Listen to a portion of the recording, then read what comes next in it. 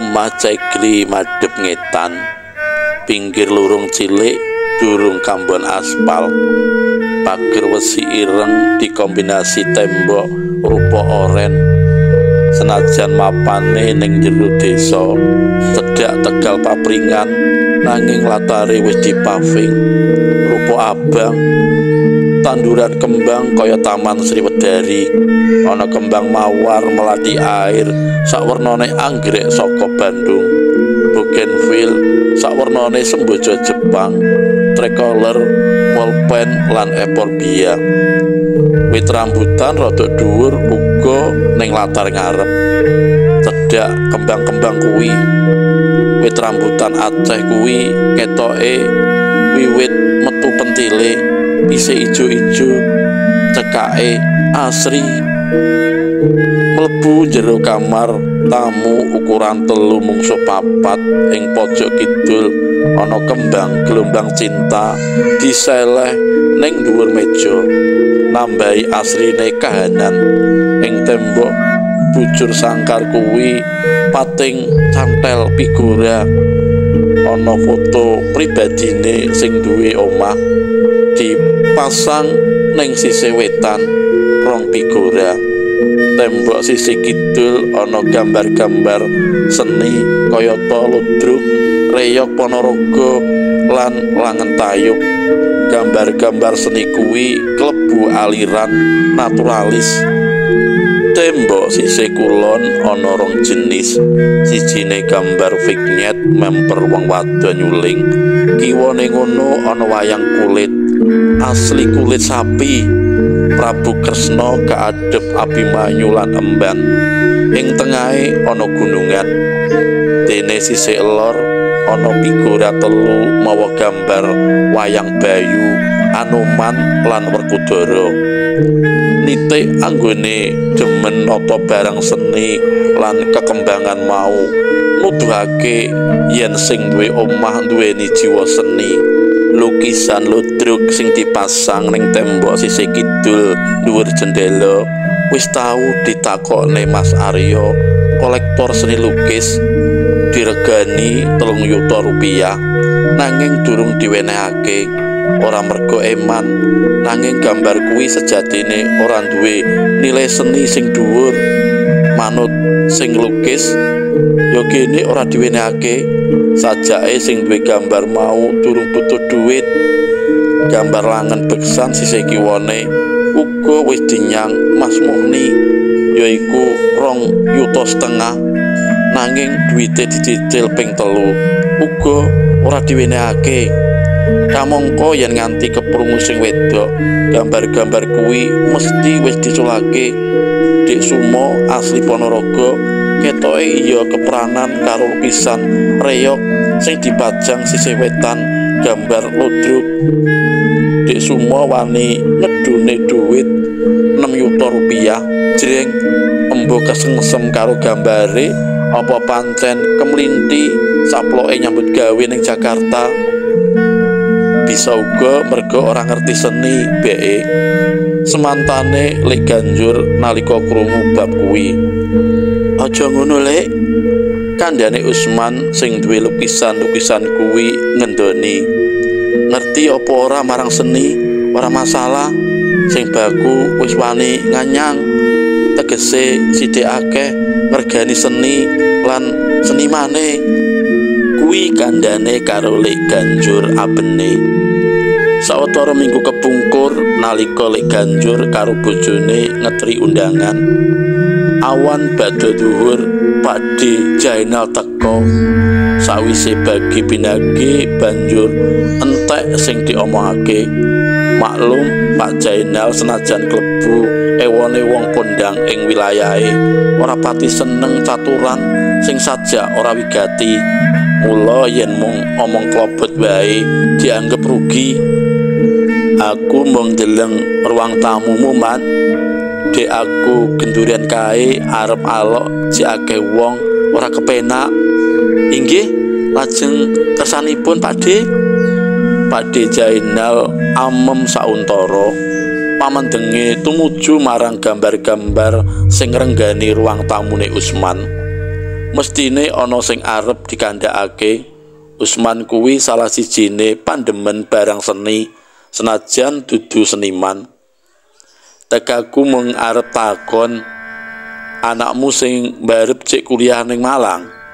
Pitakone Pakde sajak isih ngliwar saka angen-angene dhewe. Inggih Pakde, gek teng pundi malih? Wong dereng lulus. Wangsulane Usman nglegena. Njur sing masang gambar-gambar iki kabeh ya kowe, dudu anakmu. Pitakone karo ndangakne sirahe sing dikupluki putih. Nggih kula, ki sinten malih Pakde? Enten apa to? Usman ganti takon adoh saka panduga ala. Pakdene siji iki pancen ora sugih gunem nanging seneng pitutur. Takone ndaki-ndaki njelehi sok ngurus liyan, kepengin weruh liyan, betake mung kanggo bahan ceramah ning musala utawa masjid. Lah gambaran wayang kuwi ya lekmu tuku kabeh. Mboten, gek damel duit mawon napa? Niku gambar-gambar sing teng Figura Kidul niku angsale maringi kanca pelukis Pakde. Sing etan niku nggih mboten tumbas gambar wayang Werkudara, Bathara Bayu lan Anoman niku saking majalah Jawa. Usman nerangake sajelas-jelase karben ora ditakoni maneh. Wayang Kresna, gunungan, liyane kuwi. Lah rak tenan to, jek ngurus liyane. Model ngene iki sing marai Usman wegah didayoi. Begjane Usman, awan kuwi bojone durung bali saka sekolahan. Dongane Usman, bojone aja kesusu teko dhisik, karben ora nyuguhi. Lek disuguhi, Pakde siji iki kerasen banget. Sing diomongake pating cleneh, sok nylekit. Lek kadung ngomong nyentheng saka pangangane sing didayoi, wiramane kalem, dirungu empuk kepenak, nanging yen dirasakne atos. Wayang kuwi ya lek mengukir dhewe. Takone karo Nuding Kresna. Lho, ra adoh tenan, mosok Usman bisa ngukir wayang, gawe garane wae ora godak. Alah, gek kula niki saged napa to Pakde? Ya bebeke. Kanca kula niku kathah, saya punjul siji, jenenge Bala Sewu.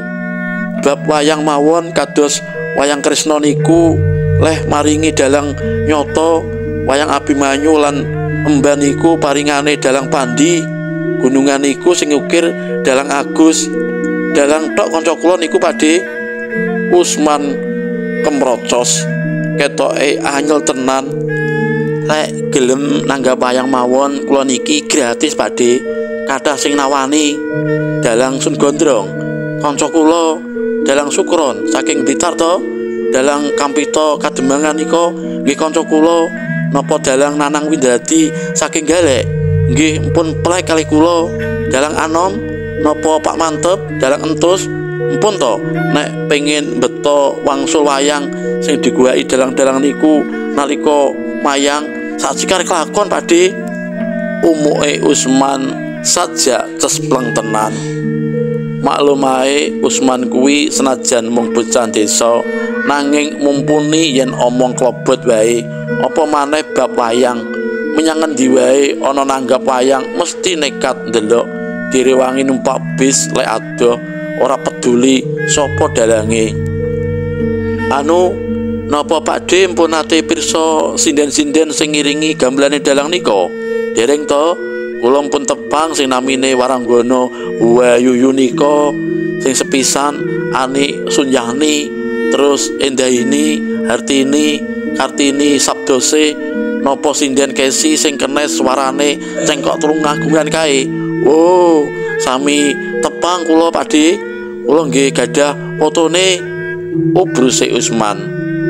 Pakde Jainal cep klekep, sejatine Usman wis ngerti tekane Pakde Jainal kuwi mung arep ngelokne. Usman wis tau krungu jare Pakde Jainal ning kumpulan wis muni yen ora seneng karo pawongan sing masang gambar utawa foto ning jero omahe, luwih becik polos, ora dipasangi apa-apa.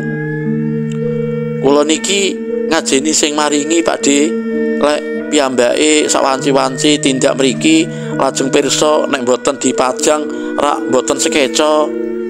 Nganggep aku man, gambar wayang lan foto-fotomu kuwi ora medeni setan, malah iso nekakne setan. Lho rak tenan to? Setan cocok karo regane endhog. Sepisan maneh atine Usman keconyok. Usman paling ora seneng yen gambar utawa foto kuwi dipadakne setan. Nggih, benjing nek Pakde mriki malih kula gantose. Benjing mang tumbaske nggih, kula pasangke. Disenggol Usman kaya ngono, Pakde Jainal banjur pamitan. Saploke kuwi ora tau mara, liwat wae saja abot arep noleh. Selikur dina candhake Usman ketekan tamu saka Probolinggo, mitra lawas jenenge Mas Suhadi. Wonge seneng guyon, glewah-gleweh, ngangeni eleke yen diajak rembukan ajeg gladra tekan ngendi-endi. Umure wis widak punjul 6, nanging wegah diceluk mbah utawa pak, njaluke panggah Mas. Kok yo ngerti lek regane emas kuwi larang. Oleh mertamu mung 10 menitan, nalika diuntapne tekan latar ngarep, Mas Suhadi celuluk. Ruang tamu kok kaya gedhong bioskop, akeh gambare. Kandhane karo sajak ngempet guyu. Dadi malah kaya ngenyek. Usman menengahi mung semaur, tamu kok umih kinyih, teko ora nggawa jajan malah maidu. Wingi awan ngarepe sore, watara jam 2 awan, Sugeng durakan roti sing lagi sukses teko merdaya. Mobile Panther diparkir ning latar lor omahe Usman. Usman wis nyicil ayem, tekane bos roti kuwi mesti nggawa roti. Mbok roti balen apa turahan ora reken. Usman wis ngitung saupama dheweni roti pirang kaleng lan koyah pirang toples ngono bakale diwene-wenehake. Diwenehke sikae iku iki wis mek kabeh tanggane salingguhan melu ngicipi roti utawa koyah. Ndeleng lek utak-utek ning mobil, Sugeng ketoke nggawa pirang-pirang kaleng lan abot. Usman wis tumanggap, parkiran ning latar kene ae Dik, cukup kok. Pangakone supaya lae ngusungi jajan ben ora kabotan. Wis Kang, kene wae, saurane Sugeng karo nutup lawang mobile. Jret, lawang mobil wis ditutup. Tangane Sugeng mung nyengkiwing kunci kontak mobil. Usman misuh-misuh alon. Jebul Sugeng panggah cetil, mlirit kaya biyen. Genah sing diparani kuwi duwe anak cilik. Mbok yo nggawa roti balen saka swalayan Golden apa sing saka Belga blas, mung umuke ae sing panggah diobral. Kamangka saupama menehi wong kaya Usman ora ana rugine, ora sedulur cedhak, isih mambu krandah. Bojone Sugeng kuwi isih prenah, buyut ponakan adine bapake. Lah kakange bapake Sugeng kuwi wis mati. Rabi maneh oleh minduane Usman, embuh piye kuwi arane. Usman wegah diarani kadang katut senajan Sugeng saiki wis dadi wong brewu. Kang, kok duwe gambar wayang Werkudara Anoman karo sapa kuwi? Bathara Bayu ya? Takone nalika mapan lungguh kursi sisi kidul, persise kursi tilase sing dilungguhi Pakde Jainal Dik Anu kae lan Mas Suhadi wingi. Iya Dik, koncoku rawuh rene maringi gambar wayang kuwi.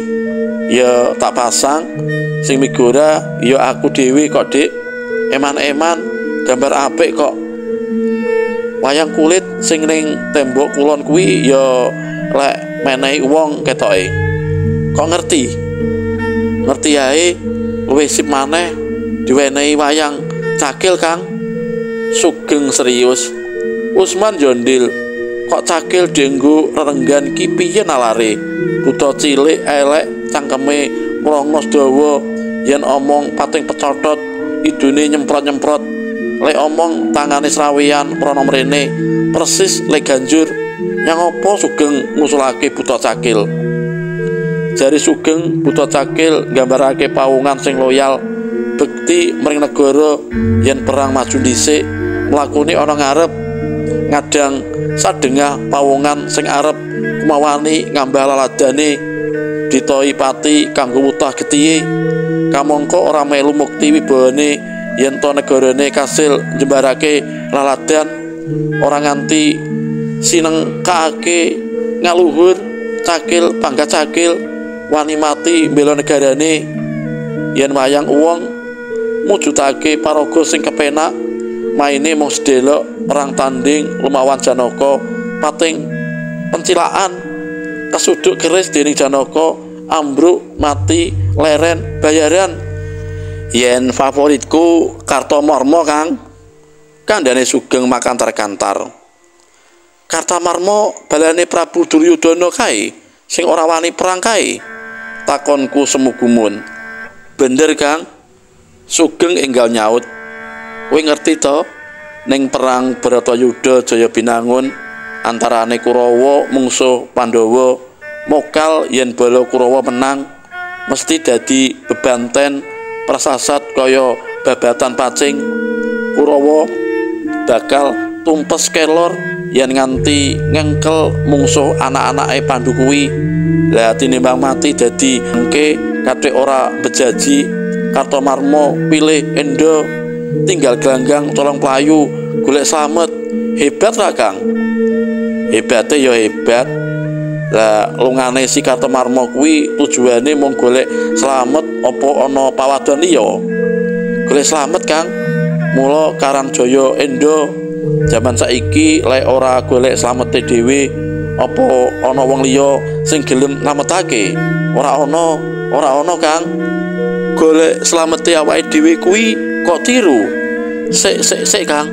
Ngene, pamunggale Sugeng karo ngiset lungguhe. Kowe ngerti, aku duwe ijazah sarjana seni, tibake ora kena kanggo golek duit akeh dadi pegawai negeri, ora iso melu tes CPNS panggah kundul. Ping piro aku melu tes?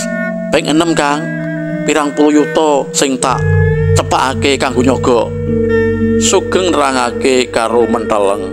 Ora Kang, duitku ora sida tak nggo nyogok, kudu golek slamet, banting setir, buka usaha roti Kang. Apik tenan kuwi Dik, nanging sak ngertiku ngalihe Kartamarma saka palagan campuh Bratayuda kuwi golek slamet tok, nanging ana pamrihe. Kartamarma melik nggendong ali yen Prabu Duryudana mati, rondone sing ayu aran Banowati dipek bojo. Cep klekep Sugeng ora guneman. Sugeng ora ngira yen Usman bakal mungkasi rembugan kuwi tekan kono. Sifate Sugeng sing ajeg melayu golek slamet mau jebul wis kondang, wis kadenangan wong akeh. Nanging Sugeng dudu Buta Cakil sing mati kesuduk kerise dhewe sawise dijojoke Raden Janaka pener pulung atine. Sugeng panggah Sugeng sing wegah mati tanpa guna krana kalah sadurunge perang. Usman wis rumangsa lega, sakabehe panyaruwe bab rerenggan ing ruang tamune ora digubris. Omah-omahe dhewe yang apa wong liya melu ngatur rasa senine. Upama isih ana sing maido lan ngelokne mung siji sing bakal diucapke Usman. Ya ben wis to paidonen, aku ora apa-apa. Cuthel.